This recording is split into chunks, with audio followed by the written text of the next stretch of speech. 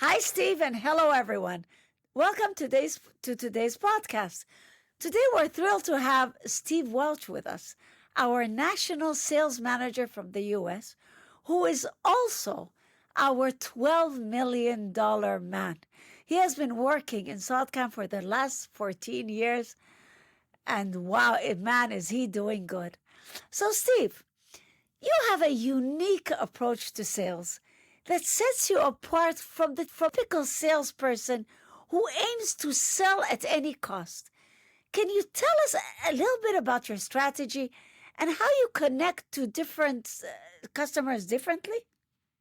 For sure, Linda. I'll start off with this. Thrilled might be a little bit of a heavy word, but I'm happy to be here too. This is exciting for me. So, kind of going back, I find it kind of interesting that I ended up in sales, and both my parents were educators.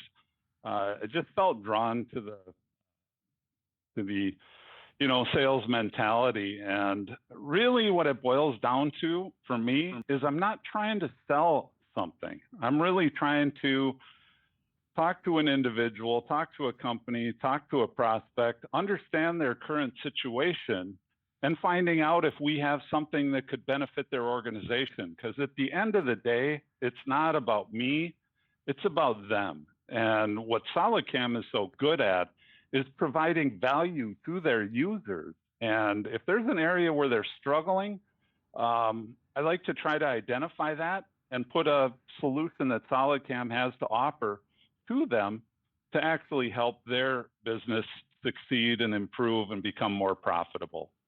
So, yep. Okay.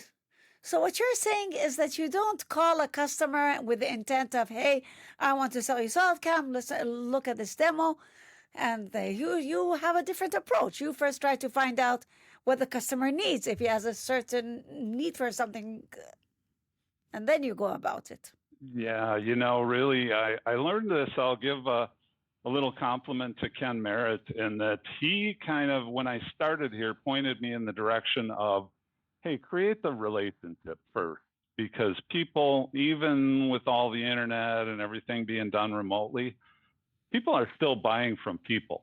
So if you come in and do a big feature dump about why you're so much better than every other system on the market, they get those calls probably all day. And it's like, this guy is just trying to get into my wallet and sell me something. Versus if you create that relationship, understand their current situation. And there are times when I have to say, sorry, it sounds like you have everything in good shape right now, and I really don't have anything that could improve, but I'd like to stay in touch. That really builds trust. Yes, because people need, situations change. And really, what I kind of based my sales career on was it might not be today, but it's sometime down the road. If you have that relationship, they get frustrated with their current situation, they're going to remember that this was a guy that called me, didn't just do a feature dump, try to sell me something that I didn't need. I think I'm going to give him a call back and really investigate his solution, Linda. Wow, nice approach. Yeah. So tell me, you work with a variety of job shops, ranging from small mom and pop stores to medium-sized businesses to really big conglomerates. Do you have a different approach for every type of machine shop? I do. I'll get some prospects that'll ask me every once in a while, Linda, so what's your niche market, Steve? And it's like, well, it could be everything from a retired individual that wanted to get into a hobby, put a CNC machine in his garage, all the way up to multinational and global corporations. So, for those small mom and pop shops, you're usually dealing with the owner, the ultimate decision maker. You can kind of maybe a little bit more quickly determine if you have a solution for them. Right, because you're going straight to the decision maker. Exactly. Yep. And those are the guys that say they engage, they're feeling some pain somewhere, and they realize that it's like, wow, this looks like a great solution, Steve. How do I get on board? Okay. The mid-level, Linda, a little bit, not trickier, but there can be more layers involved. So there's more people involved in the process. You kind of have to tailor your message to organizational benefits. Not that you're not doing that with the mom and pops, because those guys are still interested in, hey, how is this going to improve my business? But and then you get into a little bit more of who's involved in the process and whatnot. You're selling more to a business. The interesting difference between mom and pop shops, mid-size, and then global organizations is that mom and pop shop, it's coming directly out of his wallet. The other two, the mid-size and the global organizations, they typically have budgets. So you're really trying to position in the mid-level and the global markets organizational benefits that could maybe not just affect engineering or manufacturing, but how an integrated solution like we offer can be organizationally beneficial, because we all know the huge benefits of an integrated CAD/CAM solution. Absolutely. Yep. Absolutely. So, yep. So you're collaborating with Ken Merritt on an exciting 3-step webinar titled The Art of Selling CAM. In it, you compare yourself to a doctor whose customers come to you with their pain points. Can you talk a little bit about that? Again, there's one other adage when I got into sales that a wise old salesperson said to me, hey, Steve, you have 2 ears, you have 1 mouth. Listen twice as much as you talk. Okay. So, the doctor analogy, I was kind of thinking about this, Linda. I think it was about 5, 6, 7 years ago, I had shingles. And I had these kind of pain around my midsection. And Susan, my wife, finally said, you got to go in. And I went in, and by that time, the rash had started around my trunk. And I lifted up my shirt, and he goes, oh, you have shingles. And he backed up.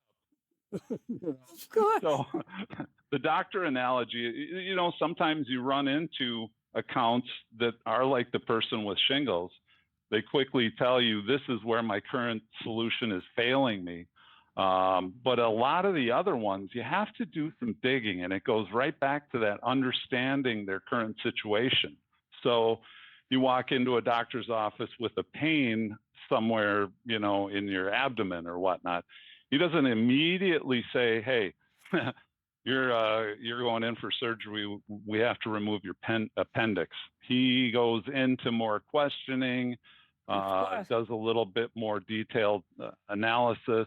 And, you're really looking for what is the root cause of that pain. So I think there is a lot of similarities between being a salesperson and being a doctor, because you can't just walk, oh, this is what you need. You have to understand that patient, understand their current situation, and make proper recommendations based on what myself knows about CAM or what that doctor knows about the human body, if that makes sense. It surely does. It does. It really does. And that really creates trust, because when a person comes to you and it really tries to find out what's bothering you, doesn't just want to sell. And yeah, definitely. So what is this magic wand you also mentioned in the webinar? What exactly is that? Again, I can't take credit for it. It kind of goes back to my early days in sales, but it's more of an open-ended question, Linda, that again, when you're talking to an individual, it's rare when you run across an organization that has everything completely buttoned up. I'd be surprised if everything in their organization was perfect. I like to ask the question about, hey, if you could wave a magic wand over your entire organization, is there anything that you feel could be improved or that could be enhanced by doing it better, faster, more efficiently, more profitably, and then just be quiet? And sometimes it can throw people off, because it's like, what is this guy, a magician or something? Why is he asking me about a magic wand, But then they put their mind to it, and it's like, we've had to scrap so many parts that it's really getting, expensive, and we're missing deadlines. And if we could make programming of parts more accurate right out of the gate, we become more efficient, our customers become happier, and everybody wins, Linda. So it's important to, again, the two ears, one mouth. Uh, Ask a question, hopefully it's open ended, and then let them, they might have to think about it, and that's a good thing because you want them engaged and saying, this guy isn't just telling me how great iMachining is or that they can control every Swiss machine on the planet. He's really trying to figure out if I have pain and if he can apply a solution to my pain. Steve, I So also need a magic wand. Can you also give me a magic wand? I could use one every once in a while myself, Linda. Trust me. So tell me, can you share a story about how one of your customers, potential customers, was a little skeptical in the beginning and then you won him over? This is an interesting one, Linda. So approached a mid-sized manufacturer in Ohio. The gentleman really gravitated towards SolidCAM. He was looking around at all the big names in CAM and gravitated. It was nice, of course, too, because they were using SolidWorks. So that gave me a little edge right out of the gate. That always gives an edge. Always, yup. Ended up going with SolidCAM, and it was a nice order. As it turned out, he made the right choice on software, but he didn't quite have the chops. I don't know what was going on in the background, but I think we had a trainer out there a couple times. He told me he was doing his training, trying to get up to speed. We had the post processors pretty closely dialed in, and we just weren't getting traction, Linda. So come to find out, I make a follow-up phone call, which is hugely important. Oh, Mr. Smith is no longer with our company. Okay. I thought, okay, this might be kind of interesting. Well, an accountant and then kind of his replacement came in and really were upset. You know, Steve, we've had the software for 3 months and we haven't cut a tip with it. Well, I had documented the account. I had documented the follow-up. I had documented what we had done for him and said, from my perspective, we've tried everything that we can do to make this a success for you. But the individual who was responsible for implementing it just either didn't catch on, wasn't trying. You know, we're not sure what happened, but there was a disconnect. Well, the two new decision makers, they were upset, Linda. Well, we brought in the technical team, the training team. We got another person on site. The key user ended up turning around and just said, you know what? I am so glad that we didn't just ditch this and go to something else, because they were asking for their money back. Wow. He told me that this is the... What a scary story. It was really scary. But I think, Linda, it speaks to the technical prowess of this organization. And, you know, no mistake about it, these guys were understanding some of the things because we could back up what was being said. Well, yeah, maybe it didn't, you know, our guy didn't put in the amount of effort to... So they gave us another chance. When they put their head down, they figured out they loved the software, plus the company behind the software. So, yeah, they joined the followers of the SolidCAMers. Those lucky SolidCAM customers, for sure. Yep. No, it was an interesting story. I'm not going to take full credit by any stretch of the imagination. Everybody on the U.S. team stepped up. We had training. Ken was involved in that. We had post-processor support. So it really, you know, maybe not the typical success story, but I think to take that from you guys, you know, basically didn't do your job and we're sitting here with all the software too. We love your software. That's the typical for us. You know, the typical is, hey, I wish I had found your stuff 10 years ago. You know, but this was a little bit of a unique story. It could be more to this team. Absolutely. You know? Yeah.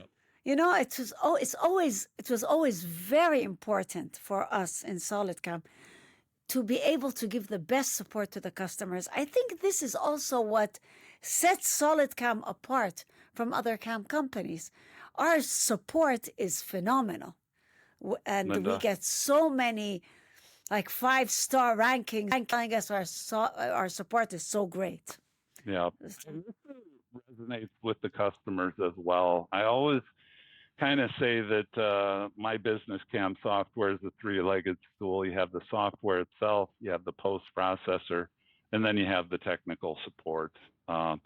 Tech support has gone, to the back burner for a lot of our customers, and having to email in for tech support or go to a portal and request technical support.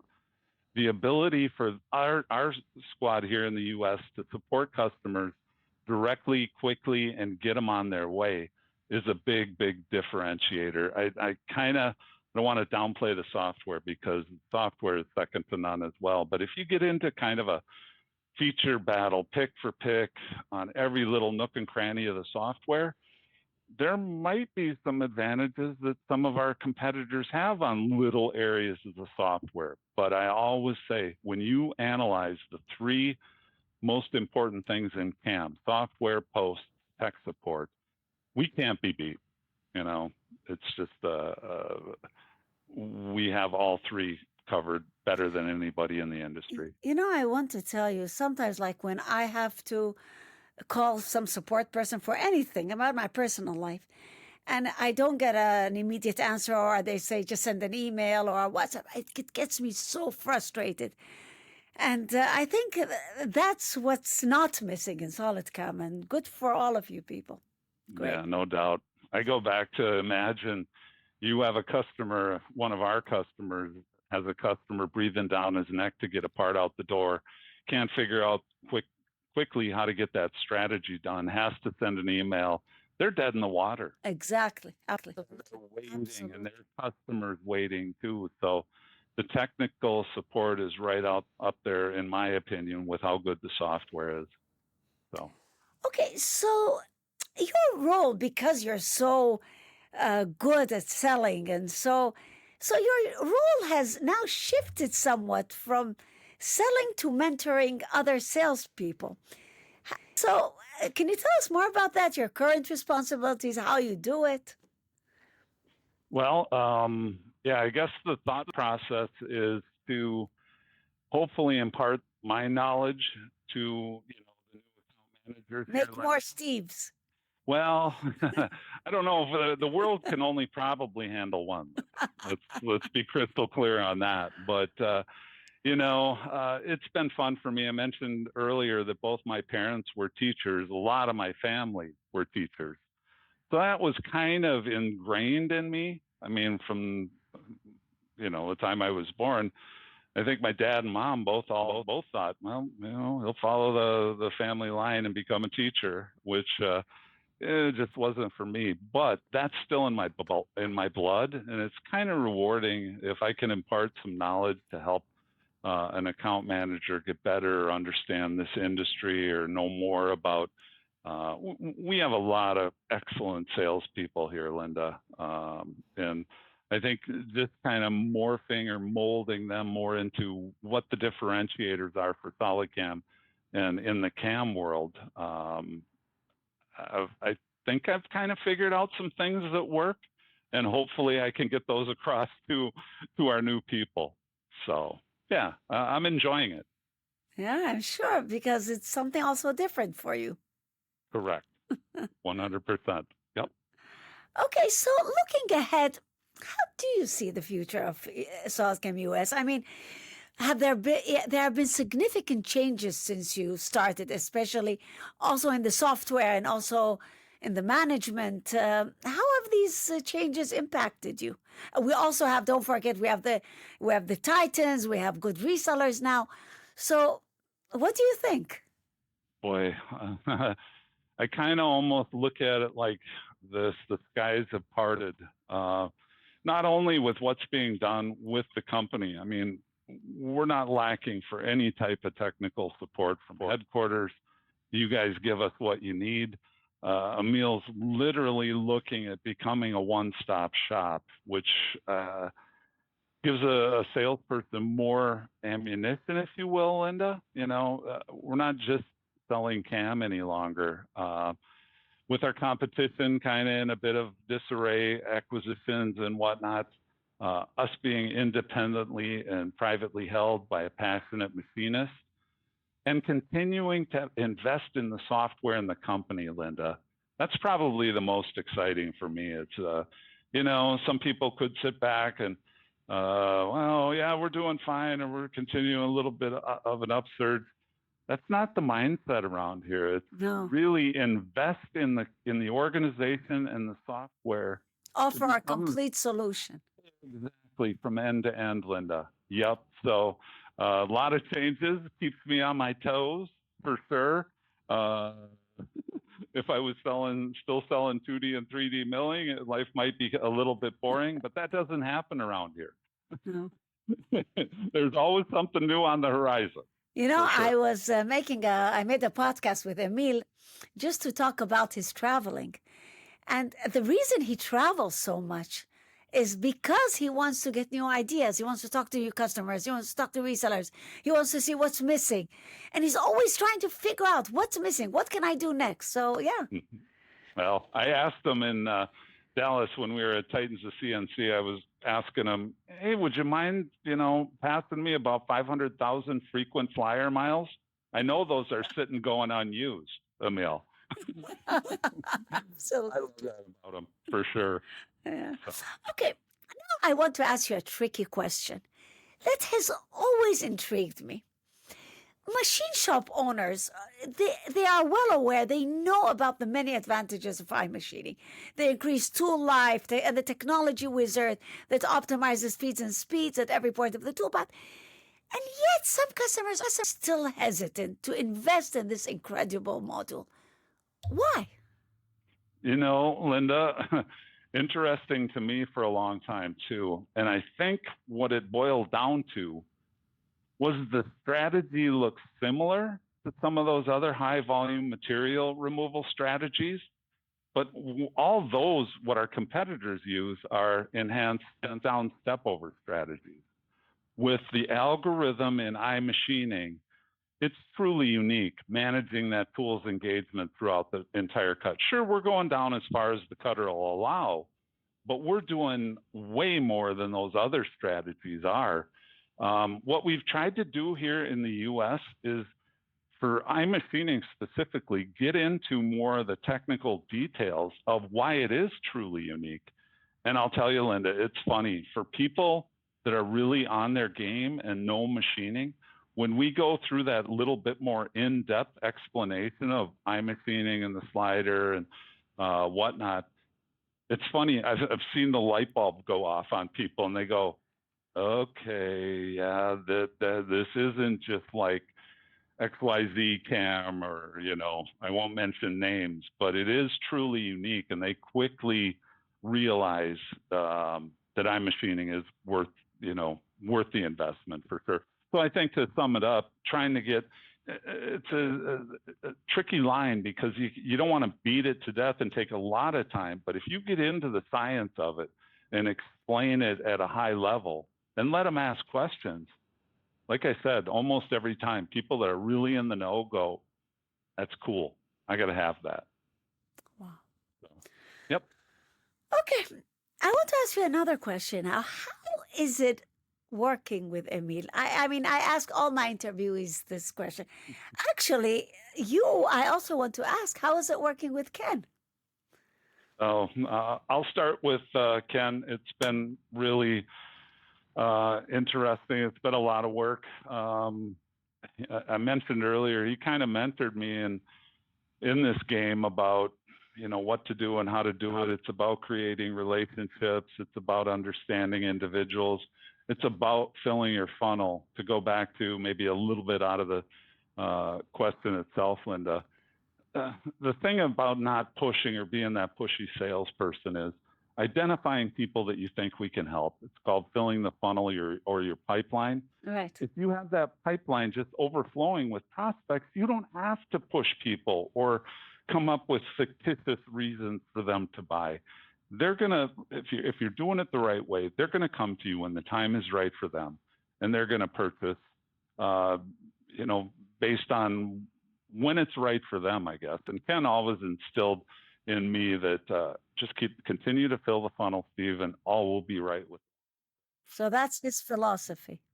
It really is, yeah, yep, and it couldn't be more right, because then you're not pushing. You don't have to be desperate for every opportunity to close in that month, and you can confidently and kindly say, maybe this isn't the right time for you. We're not going anywhere. When maybe the budget allows or whatnot, come back, let's talk. And it might be better timing for you to invest in the system. So I like the fact Ken's got a huge technical background too. He was, going back to my account story, he was the kind of the driver of the technical resource at that time that hopped in and really got into the weeds and explained to that customer where things had kind of gone south and why we were going to make it right by them, even though it really wasn't our fault. So no, it's been fun. It's been exciting. Some long days, a lot of reformatting and whatnot, and questions, but super excited about the future. How is it working with Emil? I was thinking about this too when you asked it. You talk about a magic wand, Linda. We talked about that earlier. I swear to God that Emil must have a crystal ball somewhere. And I wish, if he does, could he maybe give me a stock tip or two? Because I go back to, I think it was shortly after I started. We were just getting into mill turn and gnashing of teeth and concern. The machines are so complex and whatnot. Well, lo and behold, the industry was moving towards, mill turn or multitasking machines. He nailed that down. Obviously, going before that, iMachining was in place. So again, being a bit of a visionary, nailed down mill turn. I'll never forget this too. I think it was in Tootling again at the seminar. He rolls out, "We are going to do Swiss screw machines. We're going to be a Swiss company." And, yeah, he even made a T-shirt. We speak Swiss. SolidCAM speaks Swiss. And, having been around here for a while, it was like, oh, Swiss, those are tricky. That's part maker territory. What are we doing messing around with, Swiss screw machines? It's a niche market. Is that something we want to get into? Blah, blah, blah. And I wasn't alone, quite frankly. Even talking after he announced that, talking to some other individuals who will remain nameless, I kind of called myself out on that. But what are we doing? Swiss, you can't make a business model out of Swiss.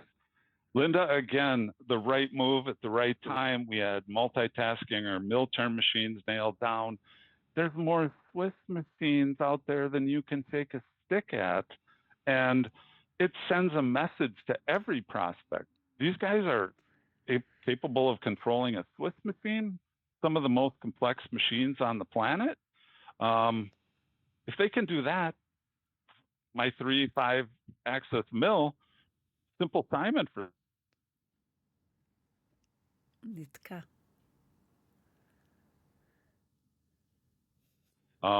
The other thing about working with Emil, I got him. There's a battery company over here that their advertising campaign is the Energizer Bunny. Yeah. It's the ever-ready batteries. I swear to God, the man's he's an Energizer Bunny. He never slows down. Never. But let me tell you, other than mill turn and Swiss and iMachining, he has a few more aces up his sleeve. And we're probably going to talk about it in the summit in September. So why doesn't that surprise me, Linda? I don't think it should. I'm excited to see what that is for sure. No, and just to sum it up too, like I said earlier, becoming a one-stop shop. He's looking at scheduling. He's looking at everything additive, subtractive, additive plus subtractive. Right. Looking to become the one-stop shop. And really, at the end of the day, if you can become a trusted advisor to your customers and prospects, that's always what you're looking for. For you to be their first call. hey, Steve, I'm thinking about this. You guys, are you doing it, or do you know somebody that's doing it? What would your recommendation be? That's a rewarding thing, and he is truly giving us all the tools, to make a happy, lucky customer. Absolutely, absolutely. So let me ask you, when is the third part of your webinar with Ken? Let's let our customer, Relatively shortly, I think, Linda, maybe in the next week or two. okay. Ken's been a little bit traveling, and his schedule, I think I'm busy. I don't know. Ken's got probably 10 times more plates spinning than I do, but we have it kind of roughed out at this stage of the game. I'll say that. We just have to put a X on the calendar for when that's coming up, but not too long. Okay. So thank you, Steve, for sharing your insights. I really enjoy talking to you, and I love working with you. I mean, we work together so well, and thank you for this podcast. And Likewise. I'll see you soon. Yeah, we will see you very soon. And like I truly feel like this is a family, organization, and I really wish I had found it at the beginning of my sales career. I would have had one job. That's it. So, perfect. Okay. So thank you very much. And thank you. Bye-bye. Okay. Bye.